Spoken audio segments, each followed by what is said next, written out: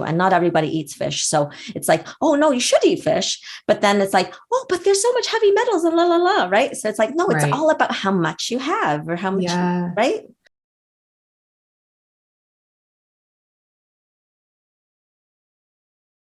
So I subscribe to Medscape, and it's a journal or it's an online kind of communication for medical doctors, and they give us updates constantly on conditions and little tidbits and clinical pearls. And this particular one today, or the other day that I received on April 7th, was the heading was strawberries, spinach, kale, high on the dirty dozen list. So they're saying, once again, strawberries and spinach, along with kale and collard and mustard greens, top this year's dirty dozen list. So what is the dirty dozen list? It is a list, a top 12 of the dirtiest produce, which is what Environmental Working Group says. And it's based on the pesticide residue. So if there's a high level of pesticide residue, it goes on to the dirty dozen list. And then the cool thing is there's a clean 15 list, which basically has the lowest, the top 15 fruits and vegetables with the lowest pesticide residue.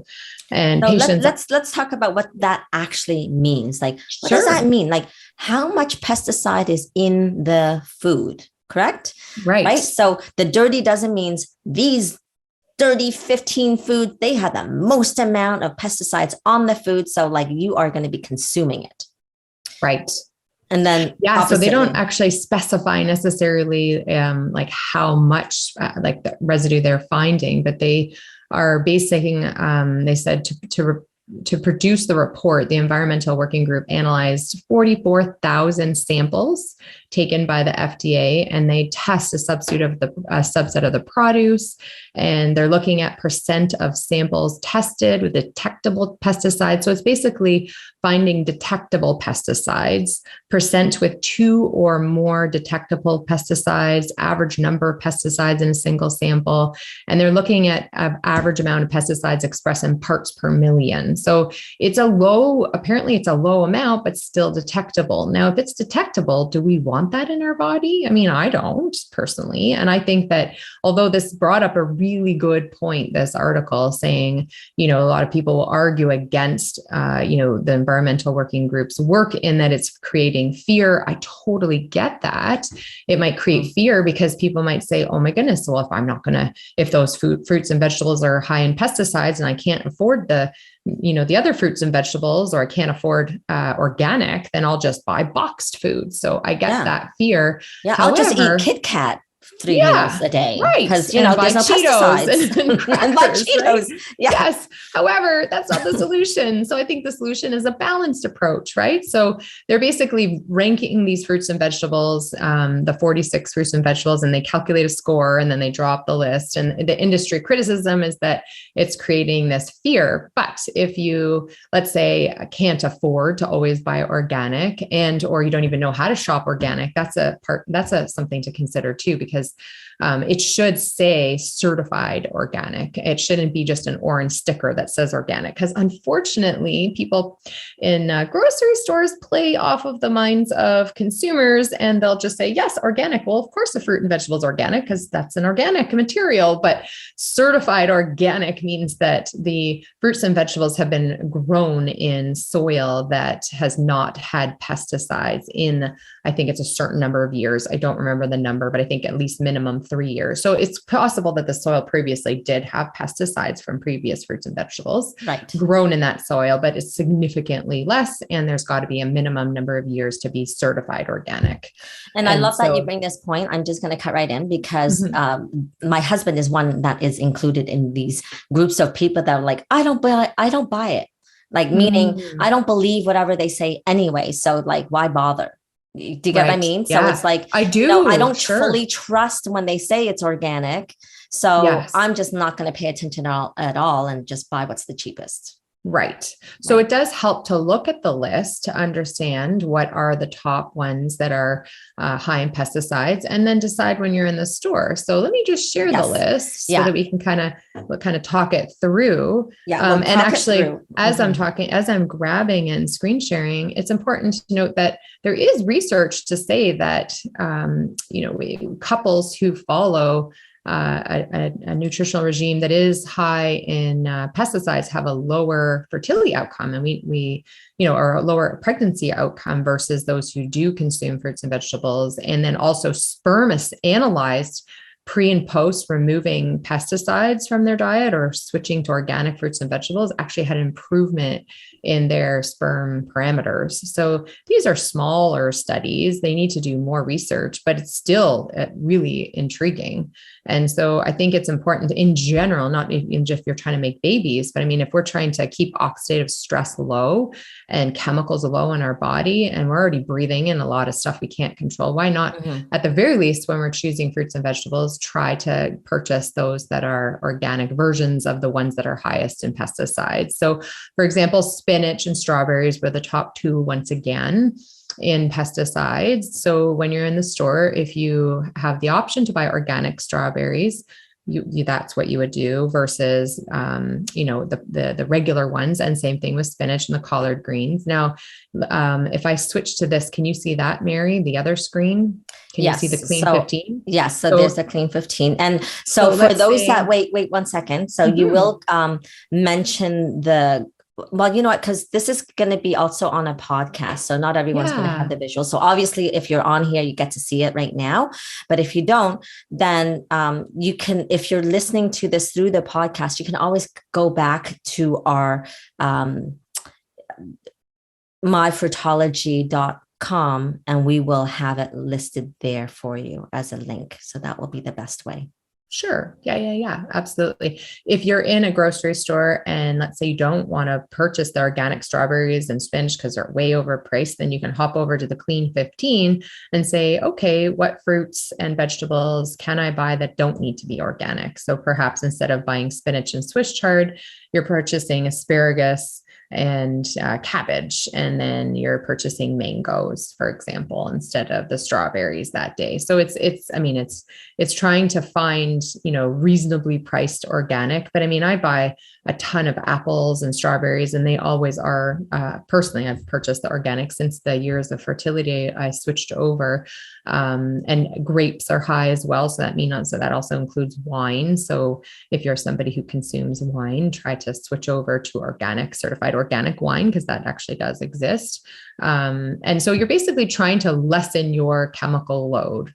Right now, like people who argue this will, say, I don't care. I'm going to live the same life, and I'm going to die the same age. Buying organic and spending more money doesn't make a difference. But I think what convinced me was seeing how it impacts sperm quality and pregnancy outcome, because that means even going past fertility years, if I can keep my skin healthy, younger, longer, my liver doesn't have to work as hard to detoxify. And because I have, conditions like endometriosis history, polycystic ovary syndrome. So if I can just do little things that could go a long way to reduce my chemical load, since I already I'm a sensitive body. So and you bring such a good point, because it's about over the years, like consistency over time. So if you veer towards a very clean diet, then you'll be fine. But, in truth, again, like if you're going to someone's house for dinner because the world has opened up now, you're not going to just say, no, I'm not going to have any of this because none of this is organic.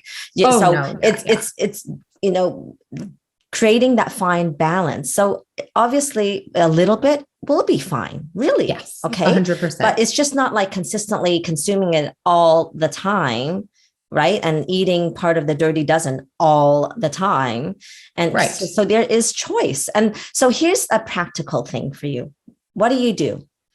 Do you buy the organic that is in the freezer, or do you buy like strawberries, right? Strawberries is high. So if it's not the perfect season, you look at the organic strawberries and they don't look the best. Do you buy the fresh one that doesn't look the best, or do you go for the frozen? So I will often go for the frozen organic because they are preserved, like all the nutrients are preserved. There's no issues with buying frozen for berries because it just gives me access to them. But in the summertime, if there are good looking organic strawberries, I will buy them. If they are if they don't look great, then I won't. The thing is that mold tends to grow on organic strawberries, and that is a good thing. I want fruit that grows mold because it means that it's alive, right? And it doesn't have chemicals. But you're not going to eat the mold. No, I'm not going to eat the mold. Let's be clear. Let's be clear. Okay. I will look for a container that doesn't have the mold. I just mean that in general, if I know that it's got a higher chance of developing mold, I will consume those berries quicker, obviously. Right. And I know that it's alive and it doesn't have chemicals, and that's better for me. So when I have the choice, I'll get the organic. If they don't look good, I just won't buy them. I'll choose a different fruit. I'll buy organic apples. Okay.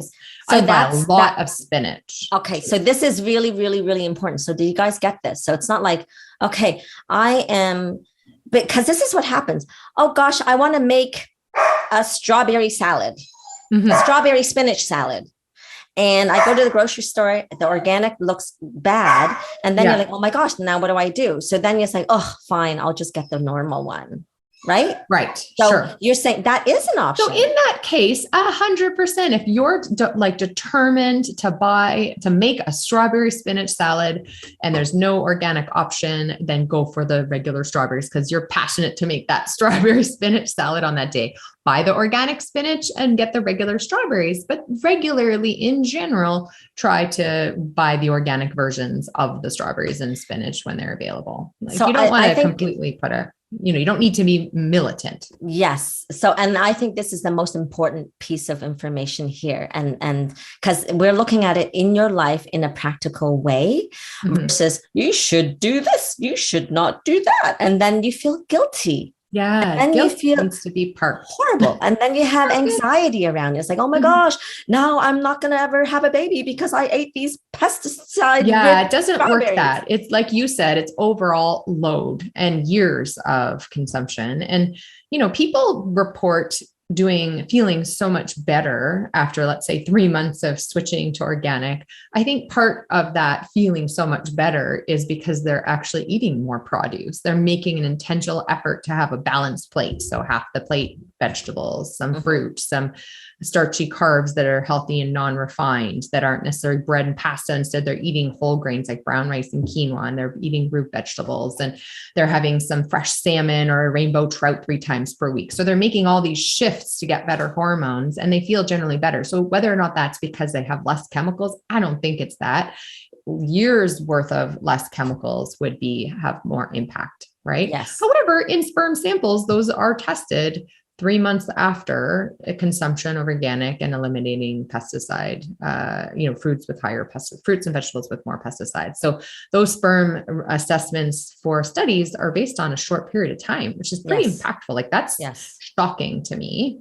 So I think why not for long-term, and overall, but it's not like you have to be militant because it's just a general lessening. It's not like you have celiac disease and you have to take gluten out strictly so that your villi repair. It's more generally speaking. Do you know what I mean? Good. 100%. Absolutely. And so, and that is like, there's so many people out there that'll preach, do this, do that, but then they really miss the boat in terms of, okay, sure, it sounds good, but what do I do in my practical life?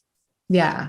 And so what about the naysayers with organic? So in this article that was put out to conventional medical doctors, it was almost like this vibe of, okay, here comes the environmental working group and the dirty dozen. Once again, strawberries and spinach, stop it. And they're kind of very critical, like this undertone that a lot of people think that it's really not good for the general public. But here's the thing. What I think is it's pushing, agriculture, like industry to, try to produce more organic fruits and vegetables. I think that's a good thing. I think that it's the more demand and the more people ask for it, the better, because then less chemicals we all get. So, if the world could switch to organic fruits and vegetables, I mean, we have the technology, do we not? Well, and here's the thing too. I think there has been greater push because I remember years ago, you'd have to find a very specific store like Whole Foods to get more organic. And now you'll go to a lot of different regular grocery stores and even some of the ones that are known to have a lower costs. And like Highland Farms, or, if you're in Ontario, like there's Highland Farms, there's even No Frills. They have them. I mean, it may not be as prevalent, but it's there. And the more we demand it, the more these large retailers will buy it, which means it'll actually push the prices down. So it makes it more affordable. That's the important part. Yes. The ultimate would be local farm, organic, hasn't traveled, just fresh off the tree. Of course. Right. Versus even like, so that's another question. Like, so if something's like locally farmed and it's not organic, do you go for that versus the, far traveled organic produce? So that's where it gets a little confusing for me. I'll often go for the certified organic in that case, even when it's local and non-organic. But if it's something that's on the clean 15, 100%, I'm going for the local Canadian produce, right? So it's always better to choose local, but if you can, like my personal choice, but everyone has to make their own decision, would be to go for the organic first, and then second would be locally farmed. Right. And the reason being that locally farmed means that you're going to pull it out off the ground or off the tree much later than if it's like truck ripened. Or, it's been in cargo, in transit when it's unripened. And what that means is that the nutritional value is not as high because it hasn't been sitting on that tree or in the bush or in the ground as long, which means that it's not extracting as much nutrition. Right. So then there's less nutrition. And I'll tell you, like 25 years ago, if you said, oh, Mary, do I really need to take all these extra supplements? And I'd be saying, oh, no, you could do it all in your food as long as you're really careful. Now I'm like, no, I think we all need extra help because unfortunately, the foods that we get, it's not as nutrient dense as it used to be. Right. Do you agree with that? I do. Yes. Yes. Fresh off the trees. I mean, and definitely even the soil has shifted. Some places there's higher in arsenic. So we have to be careful with brown rice because of the arsenic content. So making sure you're purchasing from places with low arsenic content. So it's interesting that, vitamins and minerals can be displaced even by heavy metals, and there's things to consider. That's why balance matters. It's so key. Balance is everything because if you overconsume, people are like, I don't even know what to eat because I can't eat fish because of the mercury and the aluminum. And if I have too much red meat, it's the saturated fats. And so it's like, okay, let's balance this out. So you don't eat fish every day, but you have it 2 to 3 times per week, right? And you try to go for the sources that are lower in mercury and high in omega-3s. And then, for the fruits and vegetables, try to have those every day. If you don't have access to organic, still eat fruits and vegetables. So you shouldn't take that out because it's way healthier to eat fruits and vegetables than to eat boxed foods. Right. Yes. And then balance in terms of like lean meats and go ahead. I just can't help but go there because because this is all like really juicy stuff. I know. So I'm just remembering a couple of years back and this woman had actually high heavy metals in her body. And when I was inquiring, I think blood work. Okay. But so maybe high mercury. Mm-hmm. Yeah. And so here was the crux of it all. I'm like, what do you eat? And she's like, well, fish is supposed to be good for you. So like we eat sushi 5 days a week. And I'm like, so cute. Wow. Woo. Right. So we have to again look at it's all about balance. Yes. Right? Yes. So fish is good, but in excess, then it can be bad. And especially like when you don't fully know the source. So the environmental working group also talks about sourcing your fish and what kind of fish. Yeah. That's a whole other thing too. And not everybody eats fish. So it's like, oh no, you should eat fish. But then it's like, oh, but there's so much heavy metals and right? So it's like, no, it's all about how much you have or how much, right? I had a patient recently who had tested her levels because she had mercury amalgams and she wanted to remove them. And she was worried about the degeneration. And so we tested her blood levels and the mercury was high. And I said, well, how much tuna are you having? And she's like, oh, like 3 times a week. And I'm like, oh, so we kind of reviewed the environmental working group. There's a calculator on there and you can see, like, if you have tuna, you're basically, it's not recommended to have any more fish the rest of the week based on heavy metal load. So if you don't have tuna, then you can have 3 servings of omega-3 rich fish. So, and I personally, when I was going through fertility, tested my own blood work and I had high mercury, took out tuna, and then my levels came down. I thought it was my amalgams as well. So it's really important to recognize what type of fish you're having. Yes. And there are certain, now the fillings are a little different, but in the olden days, so in my genre, it was. Yeah, the metal amalgams, they last a really, really long time. The ceramic ones don't. We have dentists throughout the family and they tell me about that. So as long as it's not like wearing down, it's not bleaching. And even then it's, anyhow, kind of like it's something that you talk to your dentist about. But this is a different episode. We'll talk about that. We'll bring totally Kelly on. Okay. We totally have to talk about that, but so we don't want to digress, but there's oh my gosh, we can talk till the end of the earth. There's so much to cover. Right. But so at the bottom line is, balance. It can impact our cells. Yes, it can. But it's just stress. Yes. And so we need to be balanced. Certain things we veer towards, certain things we veer away from, but we don't necessarily have to be like 100% rigid about everything. Right. For sure. Right. Yeah. Especially 100%. If you're that type, what I call AAA personality. So, because we want to do everything like perfect. And then when it's not perfect, when you feel bad about yourself.